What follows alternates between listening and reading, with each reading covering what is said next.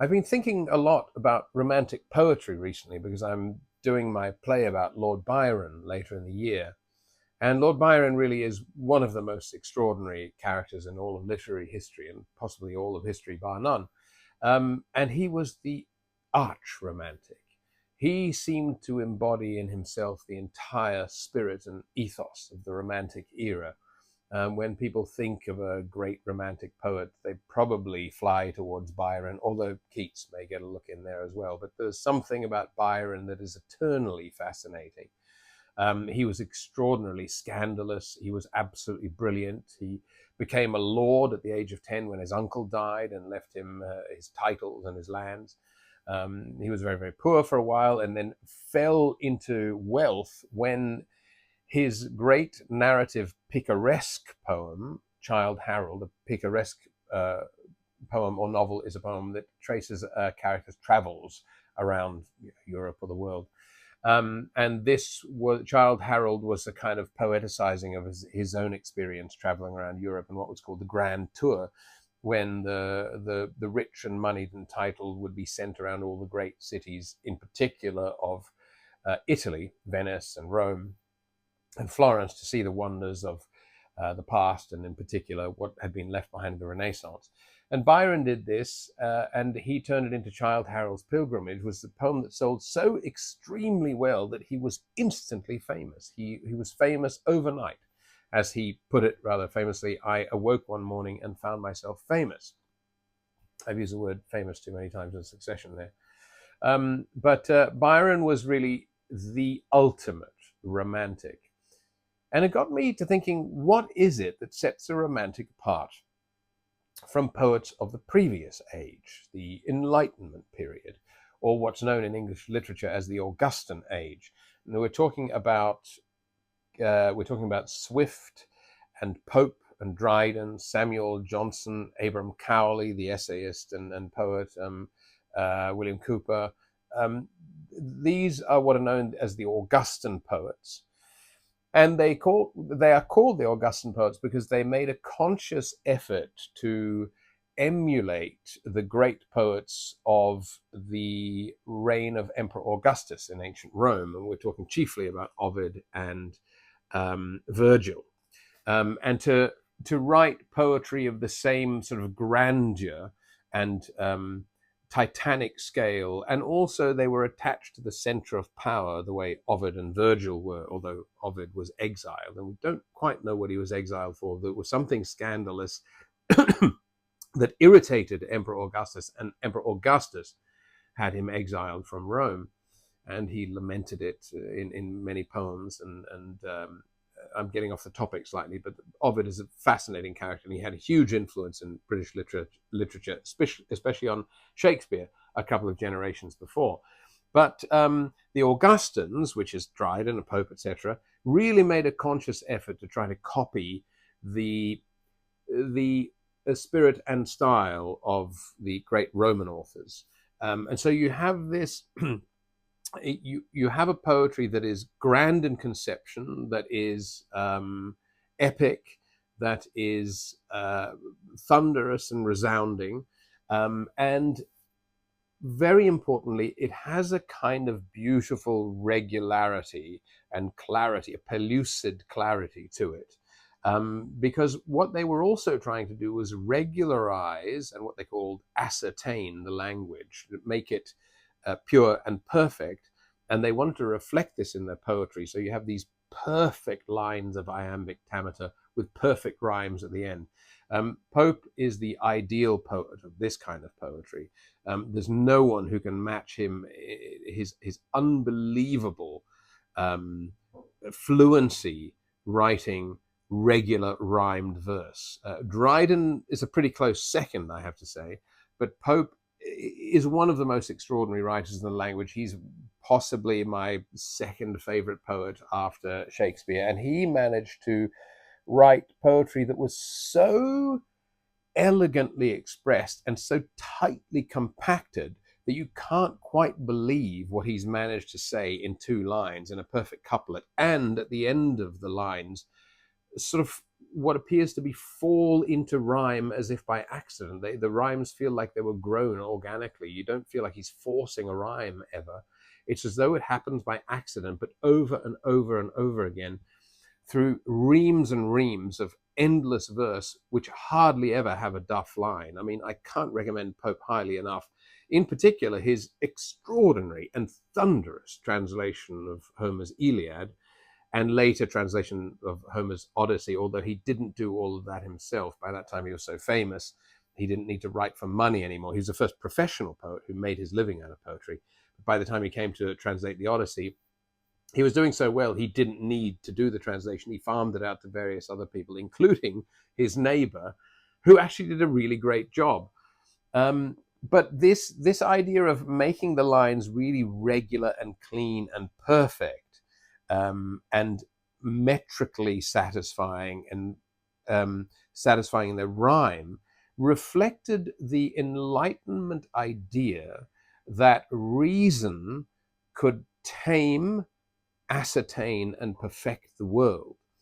So this was smack dab in the middle of the Enlightenment era, when science was coming to the fore as a way of explaining everything around people. You had Robert Boyle and his law of gases. Most importantly, you had Newton, who was contemporary with Pope and died when Pope was younger. I think I may be getting the dates wrong. And Pope actually wrote a couplet about Newton, which expresses this Enlightenment idea. And it goes, nature and nature's laws lay hid in night.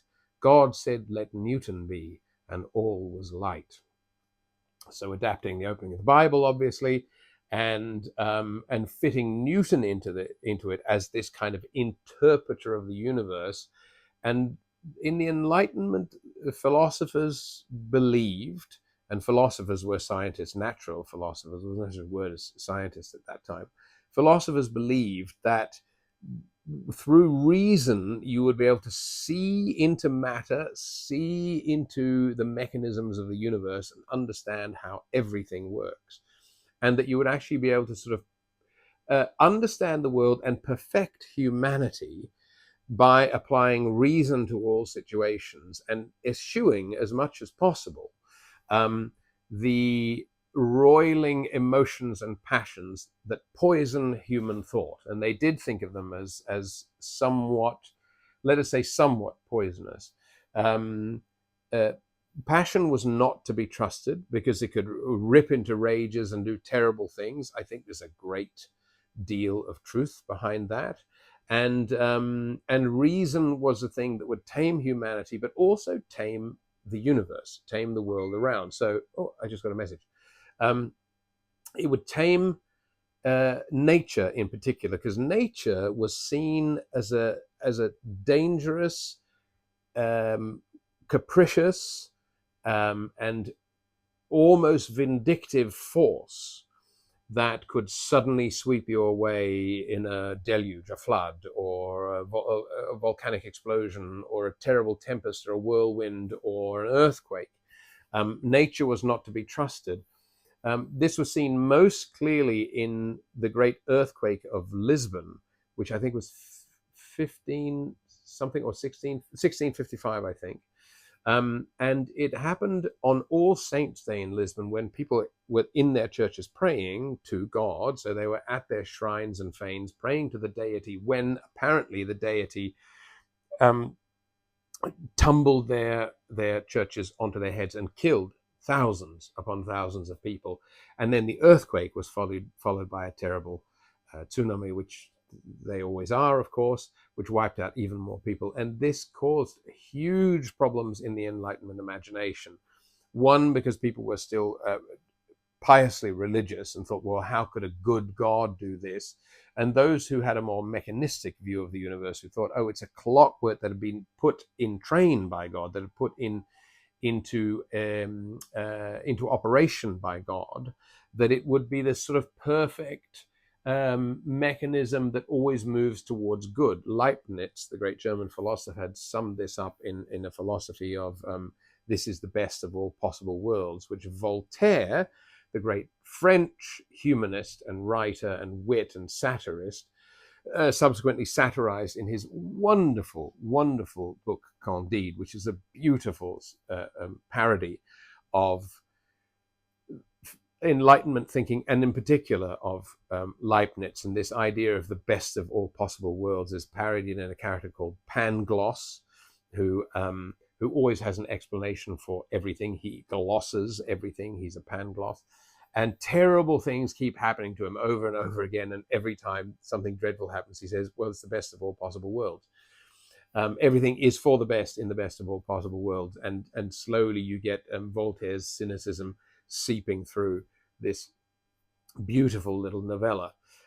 So that was the idea, that was the way the Enlightenment viewed nature. Nature was a dark, dangerous, volatile, mercurial, tempestuous force that needed to be tamed by reason and rationality. And if you look at the gardens of that era, you see sort of plants are all grouped into hedgerows and phalanxes of flowers and dragooned into labyrinths and things. The gardens of Versailles are the ultimate example. So the idea was that you would regularize nature and bring it into the fold of human reason and the shape of human reason. The Romantics revolted against this, and it began really with Rousseau in France. He was the great philosopher of feeling rather than rationality. He, in his Confessions, the Confessions of Jean-Jacques Rousseau, had this line which meant a great deal to the Romantics, where he said, I felt before I thought. That is, as a child, the first thing you do is feel the world around you before you are able to think about it, before you're able to reason. And so he believed that feeling was the real inheritance of humankind. That's our animal inheritance, and that there's an honesty to feeling, which thought sometimes perverts. Thought is actually a species of overthinking.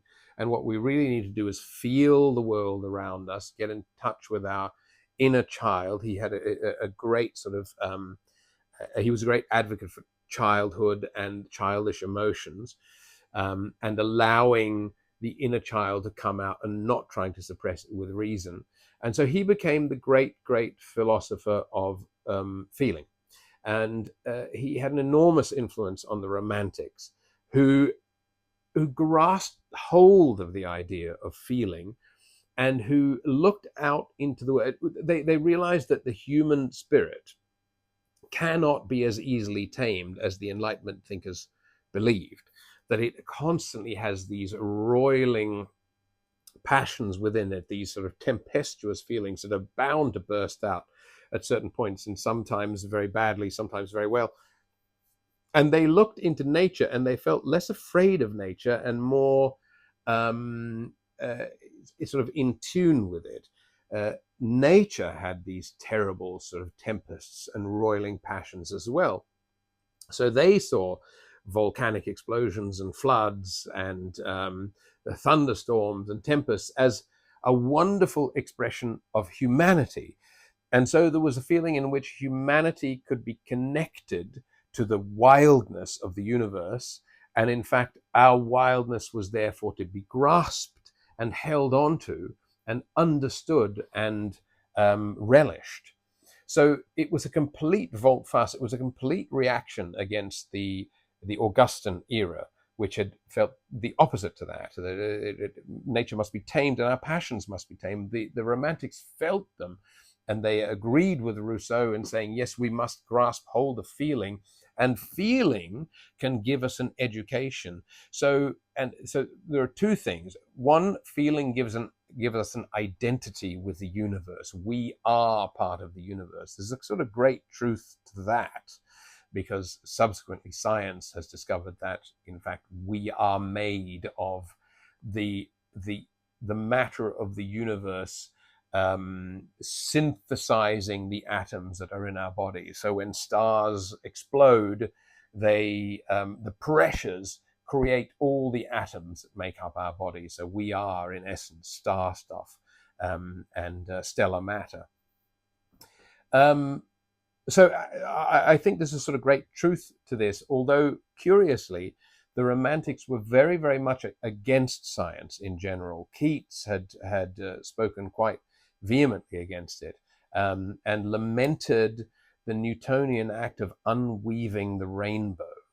He sort of he got that slightly wrong, because Newton didn't unweave the rainbow. He showed that the rainbow was instinct, innate, immanent in white light. He passed white light through a prism and refracted it and showed its constituent colors were the colors of the rainbow.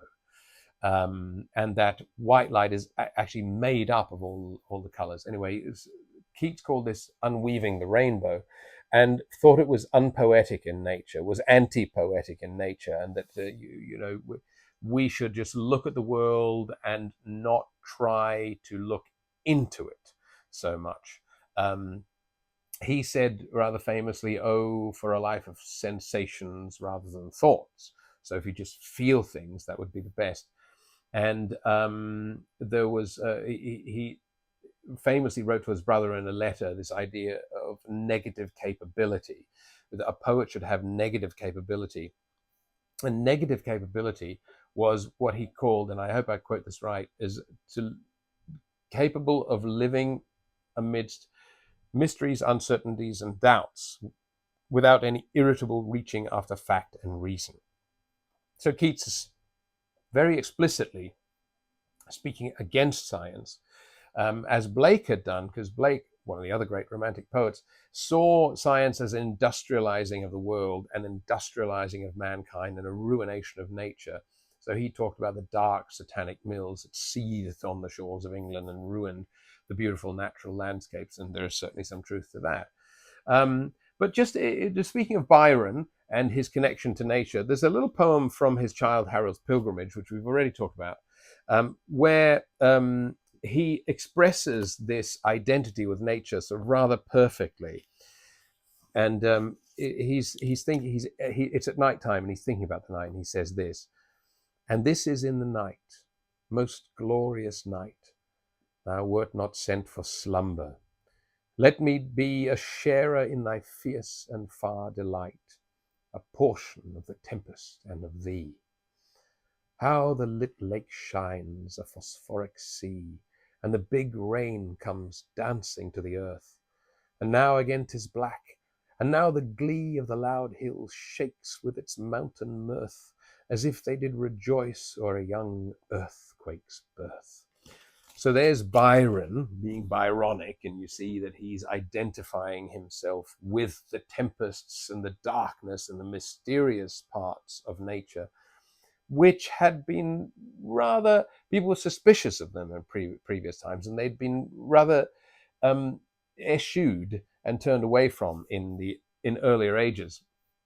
So this is the Romantic ideal. This is what sets the Romantics apart from it. And we're all heirs of the Romantics because we feel very much that passion is the thing that really moves people, that should drive our lives. Curiously, we live in a very, very scientific age, but we are more or less suspicious of science nowadays, even though it has given us longer lifespans than we've ever had.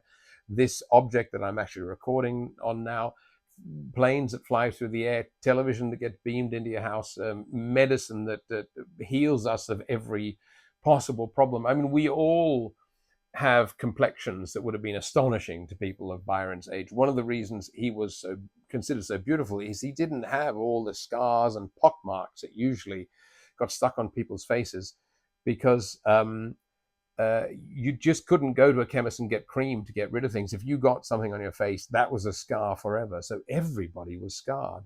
Byron had this perfect sort of alabaster skin and was celebrated for that. Also, he was very handsome. So you see the Romantic spirit, the Romantic ethos is one of sort of celebrating the passions and thinking that they're edifying as well, that you are edified by the feelings. They are not something to be distrusted, but they're something to be embraced, because you understand yourself more and you understand the universe more through them. And this comes out really, really beautifully in the works of William Wordsworth. And it's expressed very, very explicitly in this poem called "The Tables Turned," when he says, this is called "An Evening Scene on the Same Subject." That subject being, I'm not sure. The table's turned. Up, up, my friends, and clear your looks. Why all this toil and trouble? Up, up, my friend, and quit your books, or surely you'll grow double. The sun above the mountain's head, a freshening lustre mellow, through all the long green fields has spread his first sweet evening yellow. Books? 'Tis a dull and endless strife. Come, hear the woodland linnet. How sweet his music! On my life, there's more of wisdom in it. And hark, how blithe the throstle sings! And he is no mean preacher. Come forth into the light of things. Let nature be your teacher. She has a world of ready wealth, our minds and hearts to bless, spontaneous wisdom breathed by health, truth breathed by cheerfulness. One impulse from a vernal wood may teach you more of man, of moral evil and of good, than all the sages can. Sweet is the law that nature brings, our meddling intellect misshapes the beauteous forms of things we murder to dissect. Enough of science and of art. Close up these barren leaves. Come forth and bring with you a heart that watches and receives. So not only does he think that we should learn from nature, but we should have a kind of passive receptive feeling to nature, which is something that Keats also said. And there's a correlation between Keats's Unweaving the Rainbow and We Murder to Dissect. That's what Keats was worried about, that in Unweaving the Rainbow, we are kind of dissecting and murdering sunlight. I believe he's completely wrong about that, because I believe the poets haven't quite tuned in yet to the wonders of science. Just think of what science has revealed about the world, these far-flung, endless reaches of eternity, of space, galaxies, clusters of stars swirling together, black holes, stellar nurseries where stars are born, stars dying and making the atoms of our bodies, a quantum world underneath, inside matter, that is so strange and mysterious and amazing that it does things that are completely counterintuitive. I believe science has revealed a universe that is far more powerful than anything ever revealed by a poet, or indeed any religious ideology. And I think poets have yet to plug into the poetic potential of the world as revealed by science. But we're talking about the Romantics, and they had a feeling that they wanted to get back to a sort of primal philosophy, a Rousseauian philosophy, where we are kind of almost primeval humans existing just in a world of pure feeling, where we can apprehend nature and be a part of it and don't set ourselves apart from it. We are apart from it, not apart from it. A part of it, not apart from it. So don't be aloof from nature, but be a part of it. This is, of course, extreme idealism, because it forgets that, nature has bacteria. They didn't know the germ theory of disease back then, and poisonous snakes and spiders and all sorts of terrible things. Although they would say, well, that's just part of the strange, dangerous mystery of nature, which reflects a strange, dangerous mystery of humankind. And there's a few lines from Wordsworth, which I'd like to read, which are from his famous poem, Tintern Abbey, which is actually called Lines Composed a Few Miles Above Tintern Abbey. And he'd been on a tour looking at this place, Tintern Abbey, which was a sort of tourist destination, very, very beautiful, sort of romantic ruin. And he, 5 years later, he digested this experience. 5 years later, wrote a poem in which he expresses this idea so beautifully. And it goes like this. He talks about that blessed mood in which the burthen of the mystery, in which the heavy and the weary weight of all this unintelligible world is lightened. That serene and blessed mood in which the affections gently lead us on, until the breath of this corporeal frame, and even the motion of our human blood almost suspended, we are laid asleep in body and become a living soul. While with an eye made quiet by the power of harmony and the deep power of joy, we see into the life of things. Now, this idea of seeing into the life of things is hugely important to the Romantics. So breathing in the Weltart and the world's breath and making that a part of your soul. That's a sort of almost an etymological game, because animus, the anima, that moves the animal, is breath. Anima is Latin for breath or spirit. So you suck in the air of the world, and that's the world spirit, and you make that part of your spirit. Now, Pope would never say this. He said that culture is created by society, by civilization. You can't create culture by looking at a sheep. Um, Wordsworth looked at sheep and thought about culture. I wandered lonely as a cloud, and then he sees a crowd of daffodils, and from that he creates a culture. But it's a culture that's been enormously appealing to us, and we are all really the heirs of the Romantics. Above all, we are romantic in feeling more than we are Augustan. So the Romantics have kind of won that fight. Also, it came from a time, and Wordsworth was there when it happened, when all our current civil liberties and individual rights and democracy were being hammered out on the anvil of human politics. Wordsworth had been in France when the French Revolution broke, and he was dazzled by it. He was ecstatic with the idea that humanity will free itself of the mind-forged manacles. This is Blake's phrase, that there are sort of manacles, shackles on our mind forged by society, and we all follow and we're told what to do. And we could be released from this, so we wouldn't need to abase ourselves before kings and aristocrats and feel that we can only live in the bottom strata of society. We could overtop ourselves as a species. Now, the Augustans thought we'd be able to overtop ourselves or outtop ourselves through reason. The Romantics felt we could outtop ourselves through feeling. So feeling and political emancipation. So we finally burst the chains that held us in the French Revolution, and then we all feel together as a human species unanimously, and there's that anima again, breathing together. Unanimously means breathing together. We would all breathe together the same soul and become a sort of perfected human species. It is a deeply beautiful and a deeply naive outlook. You hear it in Beethoven's Ninth Symphony. And one great thing about Byron is he didn't quite have that attitude. He was the cynic. He was the person on the side saying, okay, well, that's all very well, Mr. Keats and Mr. Wordsworth, Mr. Shelley, possibly the most idealistic of all the Romantics.